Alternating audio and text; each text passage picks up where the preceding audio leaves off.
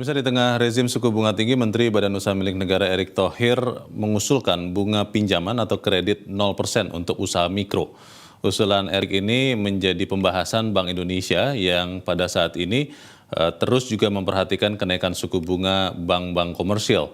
Usulan Erick Thohir juga menjadi pertanyaan bagi dunia perbankan termasuk Bank BUMN seperti BRI yang menawarkan suku bunga kredit mikro 14% dan Bank Mandiri sebesar 11,3%.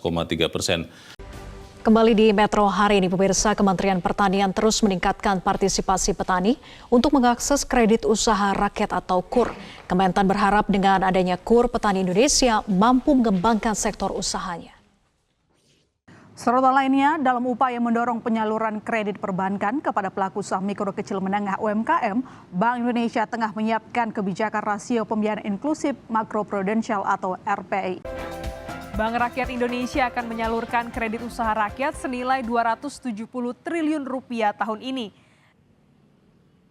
Di tahun 2022, Bank Rakyat Indonesia alias BRI mendapat jatah alokasi kredit usaha rakyat alias KUR sebesar 257 triliun rupiah. Dan hingga akhir tahun 2022 sudah tersalur 252,4 triliun rupiah kepada 6,5 juta debitur. Dan di tahun ini, BRI mendapat jatah alokasi KUR sebesar 270 triliun rupiah. Bunga KUR saat ini mencapai 16%. 10% adalah subsidi pemerintah kepada pelaku usaha mikro dan kecil, sisanya adalah beban bunga yang harus dibayar masyarakat.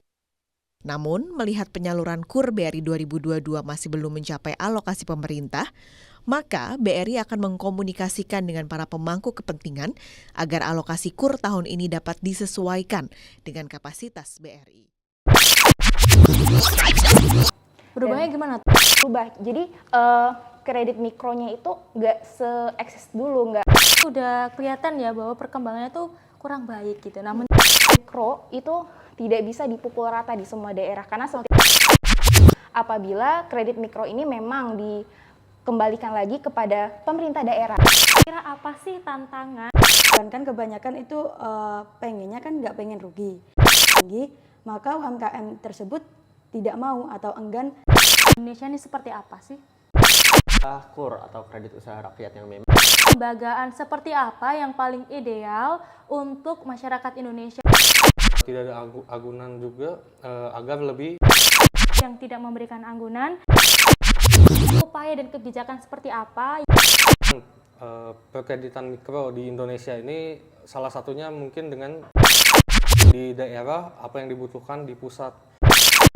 Kredit juga ditingkatkan dari risiko fraud dari kredit mikro yang ada di Indonesia. Harusnya terjadi regenerasi sumber daya manusia. Pemerintah itu perlu mempromosikan.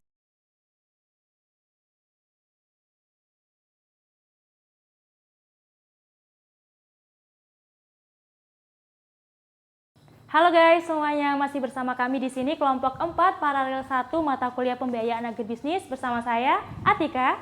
Halo, saya Rahmi. Hai, saya Alan. Halo, aku Vegi. Dan saya Raka. Oke, ini kita ngobrol-ngobrol tentang pembiayaan agribisnis utamanya di kredit mikro. Ini bersama Ami ya. Ini ada pertanyaan nih sebenarnya berangkat dari isu dari moneykompas.com nih, ada 77,6% kredit mikro di Indonesia nih yang masih tidak mendapatkan kredit mikronya nih. Sebenarnya di sini udah kelihatan ya bahwa perkembangannya tuh kurang baik gitu. Nah, menurut Ami sendiri nih, bagaimana sih perkembangan pembiayaan kredit mikro yang ada di Indonesia? Untuk perkembangan kredit mikro yang ada di Indonesia, khususnya di bidang agribisnis ya, karena kita anak agribisnis juga. Untuk perkembangan pertanian sendiri sebenarnya tiap tahun di Indonesia itu perkembangannya ada, tapi emang nggak begitu pesat gitu, karena kembali lagi mayoritas pertanian di Indonesia itu memang masih pertanian rakyat gitu. Jadi yang notabene-nya petani-petani kita itu masih kekurangan dalam akses dana dan juga pembiayaan gitu. Dan kehadiran kredit mikro ini memang menjadi suatu solusi yang ditunggu-tunggu gitu sama petani. Betul. Nah, untuk bentuk kredit mikro sebenarnya pemerintah Indonesia udah menyokong nih dengan menyediakan bentuk-bentuk kredit mikro untuk petani-petani Indonesia itu. Bentuknya seperti kayak ada kredit usaha rakyat atau KUR, kemudian juga adanya bank perkreditan rakyat atau kita kenal dengan istilah BPR. Oke. Dan untuk setiap daerah ya uniknya itu juga memiliki bentuk kredit mikro sendiri. Contohnya nih di daerahku ya, aku sebagai orang Sumatera Barat gitu. Nah di Sumatera Barat itu ada salah satu lembaga keuangan formal yang melakukan kredit mikro juga untuk menyokong petani-petaninya, masyarakat-masyarakatnya yang disebut dengan nama LPN atau Lumbung Pitih Nagari. Oke, LPN. Nah, LPN ini gitu kan, dia itu lembaga keuangan yang berbasiskan adat dan juga budaya. Dulunya memang LPN ini tersebar di setiap wilayah di Sumatera Barat itu. Dan memang awal-awal berdirinya itu eksis banget gitu. Bahkan LPN di Sumatera Barat itu menjadi acuan untuk kredit-kredit mikro di daerah-daerah lain. Okay. Namun sayangnya tuh sempat ada peraturan pemerintah yang menyuruh gitu ya, yang menganjurkan agar LPN ini dirubah aja gitu bentuknya ke BPR, Bank Perkreditan Rakyat. Sayangnya setelah berubah ke BPR ini gitu Atika, dia tuh malah eksistensinya ternyata berubah. Berubahnya gimana tuh? Berubah. Jadi kredit mikronya itu nggak se-eksis dulu, nggak selancar waktu dia berbentuk LPN setelah dia berbentuk BPR. Nah, sampai akhirnya saat ini itu hanya tinggal satu LPN yang ada di Sumatera Barat, yaitu LPN Limau Manih di Kecamatan Pauh, Kota Padang. Di sini tuh kalau aku ngelihat ya, dari kasus si LPN yang ada di Sumatera Barat itu, aku itu berpendapat kalau misalkan kredit mikro itu tidak bisa dipukul rata di semua daerah karena setiap daerah itu petaninya memiliki karakteristiknya masing-masing, memiliki ciri khasan lah istilahnya gitu ya. Jadi mereka itu sejatinya akan lebih bagus apabila kredit mikro ini memang dikembalikan lagi kepada pemerintah daerah, tidak diatur oleh pemerintah pusat agar penyebarannya bisa lebih merata. Pemerintah daerah bisa lebih tahu apa yang dibutuhkan oleh masyarakatnya dan lebih optimal lagi sasarannya begitu. Sangat baik. Jadi perkembangannya sebenarnya udah berkembang ya, udah sempat sangat baik juga, tapi karena ada kebijakan khusus akhirnya dirubah terus tidak sesuai dengan kebutuhan masyarakat daerahnya. Mungkin dari pertanyaan pertama nih Ami ya sangat menjawab dan sangat memberikan insight nih buat teman-teman yang mungkin ada di luar Sumatera Barat juga. Alhamdulillah.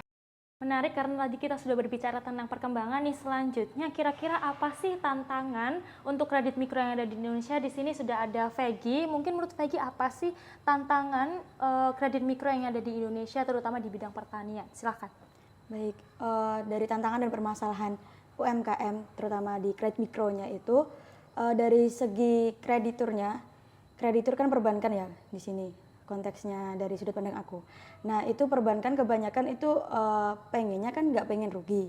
Jadi mereka memberikan agunan yang biasanya lebih besar daripada pinjaman yang diberikan kepada UMKM. Nah di situ menjadi suatu permasalahan dengan agunan yang lebih tinggi, nilainya lebih tinggi, sedangkan pinjamannya nggak terlalu tinggi, maka UMKM tersebut tidak mau atau enggan kredit di situ. Nah kalau dari segi debiturnya atau para UMKM-nya, itu yang pertama mereka merasa prosedurnya itu sangat sulit. Kenapa sangat sulit? Karena ada beberapa dokumen yang perlu dilengkapi. Dokumen-dokumen tersebut yang paling sulit bagi UMKM yang saya ketahui ada kayak dokumen perizinan, terutama kayak izin usaha, terus ada SIUP, SITUP dan lain sebagainya. Nah NIB aja beberapa UMKM tuh nggak tahu, padahal NIB itu merupakan dasar kan. Nah jadinya mungkin untuk selanjutnya bisa lebih digerakkan lagi sosialisasi terkait NIB tersebut. Terus permasalahan yang kedua, suku bunga yang dikeluarkan oleh perbankan itu cukup tinggi sehingga para UMKM terutama para ekonomi yang di bidang pertanian itu merasa kurang ekonomis gitu. Jadi kayak agak merugikan mereka karena harus membayarkan pokok dan juga bunganya. Sedangkan di pertanian kan resikonya lebih tinggi kan, jadi kayak untuk memitigasi resiko dari sisi pertanian itu kayak lebih susah, apalagi dari para pelaku UMKM pertanian memiliki SDM yang masih terbilang rendah di Indonesia. Selanjutnya yaitu adanya agunan. Nah yang terkait tadi yang jawaban saya pertama tadi agunan itu kan tidak semua UMKM itu memiliki agunan yang bisa diserahkan ke perbankan. Agunan itu kayak jaminan. Nah jadinya para UMKM kayak merasa nggak punya agunan, jadi ya tidak bisa mengajukan pinjaman seperti itu. Oke, jadi karena nggak punya anggunan nggak bisa minjam, prosedurnya dipersulit Ya, gitu. seperti Oke, jadi memang mungkin bisa menjadi evaluasi nih buat para pembaca, mungkin para pemirsa yang ada di rumah juga bisa ya dipertimbangkan lagi gitu. Oke. Oke, tadi kita udah berbincang tentang perkembangan dan permasalahan serta tantangan nih. Nah, sekarang yang saya tanyakan ke Alan nih, menurut Alan sendiri bentuk-bentuk kredit mikro yang ada di Indonesia ini seperti apa sih? Sebenarnya banyak sih untuk bentuk perkreditan mikro di Indonesia. Yang mungkin paling familiar di era mulai Pak Habibie itu adalah bahkan Pak Gus Dur ya. Di era Pak Gus Dur itu adalah KUR atau kredit usaha rakyat yang memang pada saat itu ditargetkan untuk para petani-petani dan UMKM dengan skala yang mikro menengah. Yang mikro banget yang di bawah 50 juta. Lalu biasanya ada yang itu kan yang pertama ya, yang kedua itu biasanya ada bank umum. Bank umum ini juga ditargetkan untuk UMKM biasanya, tapi memang bank umum ini tuh biasanya punya plafon atau batas peminjaman itu yang lebih rendah daripada KUR. Yang ketiga itu biasanya dari BPR atau Bank Perkreditan Rakyat yang biasanya kalau misalnya di desa-desa kan kita tahu tuh ada BPR desa A gitu. Yang ya itu tujuannya untuk UMKM juga gitu. Ada lagi dari koperasi. Biasanya koperasi itu selain menyediakan akses input, katakanlah kalau misalnya untuk petani-petani itu dia menyediakan pupuk, menyediakan hal-hal peralatan yang bisa digunakan untuk input produksinya, dia juga menyediakan akses finansialnya. Akses finansialnya itu biasanya berupa dalam bentuk peminjaman. Dan yang terakhir itu biasanya ada satu yang baru di era digital ini sebenarnya adalah sistem P2P lending atau peer-to-peer lending. Ini biasanya digunakan satu platform, sistemnya itu modelnya gini. Kalau misalnya katakanlah Mbak Tika nih punya uang 5 juta yang nggak kepakai, itu disalurkan melalui platform, katakanlah platform A gitu. Platform A ini akan mengumpulkan 100 orang atau 1000 orang seperti Mbak Tika ini dikumpulkan sehingga nilainya 5 juta itu nggak cuma 5 juta tapi jadi 5 miliar. Nah 5 miliar ini nanti akan disalurkan kepada bisnis-bisnis yang membutuhkan. Jadi memang sistemnya peer-to-peer gitu. Oke, jadi sebenarnya sangat banyak dan bisa menyesuaikan ya. Ini konsumernya maunya apa nih? Mau yang cepat, mau yang simple ya ada P2P, mau yang dekat sama rumah ada koperasi. Jadi bisa disesuaikan sama keinginan masyarakat. Oke, Raka, ini dari beberapa bentuk kelembagaan yang udah disebutkan oleh Alan tadi seperti KUR, perbankan, koperasi, BPR, P2P lending. Nah, menurut Raka sendiri ini bentuk kelembagaan seperti apa yang paling ideal untuk masyarakat Indonesia khususnya di bidang kredit mikro pertanian? Silahkan. Baik, kalau dari saya sendiri, saya setelah membaca beberapa berita dan juga dari teman-teman sebelumnya yang sudah menjelaskan mengenai perkreditan mikro ini, dari saya sendiri yang paling efektif dan yang paling bagus kelembagaan untuk perkreditan mikro ini yaitu kelembagaan yang berkelompok gitu dan juga tidak memberikan anggunan. Jadi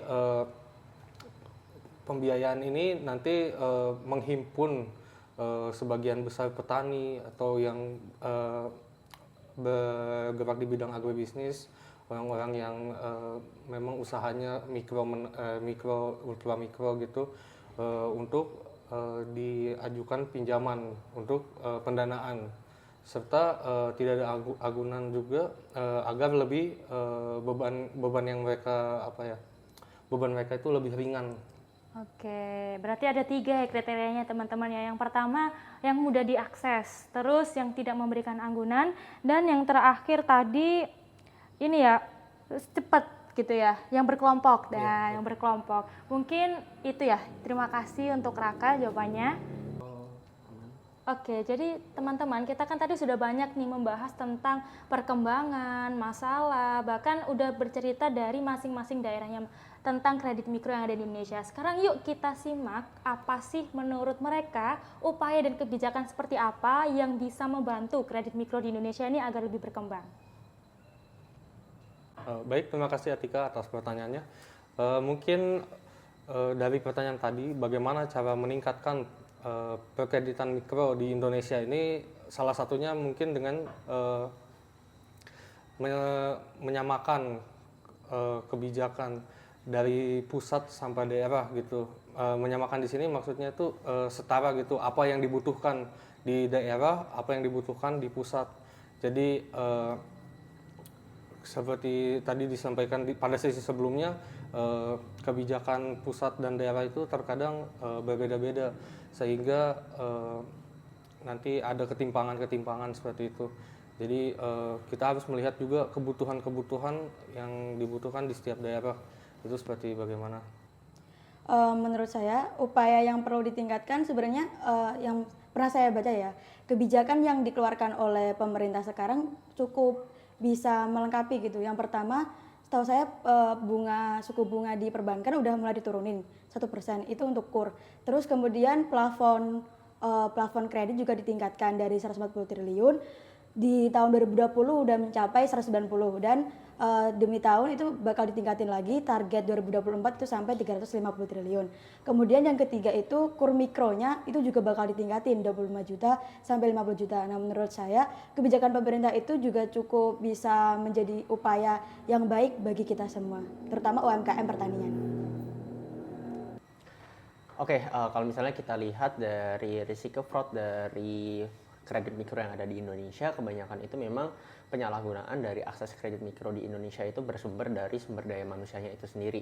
Maka dari itu menurut saya harusnya terjadi regenerasi sumber daya manusia di beberapa sektor, termasuk katakanlah sektor agrikultur, di mana pada saat tahun 95 pada saat Pak Habibie ya kalau nggak salah, pada saat itu memberikan akses KUR, tetapi akses KUR itu disalahgunakan dan ya akhirnya tidak dibayarkan oleh para oknum-oknum masyarakat yang menjalin akses KUR itu, sehingga menurut saya sumber letak permasalahannya itu ada di sumber daya manusianya, dan hal seperti itu yang perlu di-solve instead of sistem dan regulasinya itu sendiri. Tetapi tentu saja sistem dan regulasi ini tuh digunakan untuk sebagai supporting untuk mengubah si manusianya itu tersebut.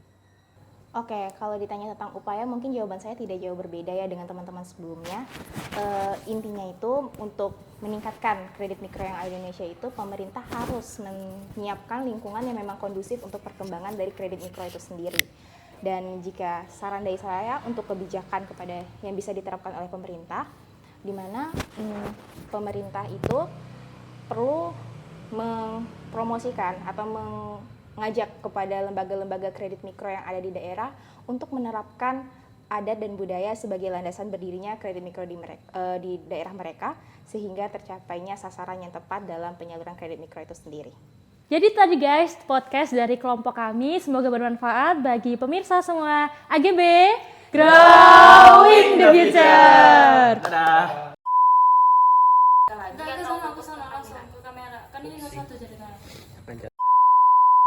Oleh orang-orang itu memang yang benar-benar ini jawabannya salah, ini yang sebelumnya.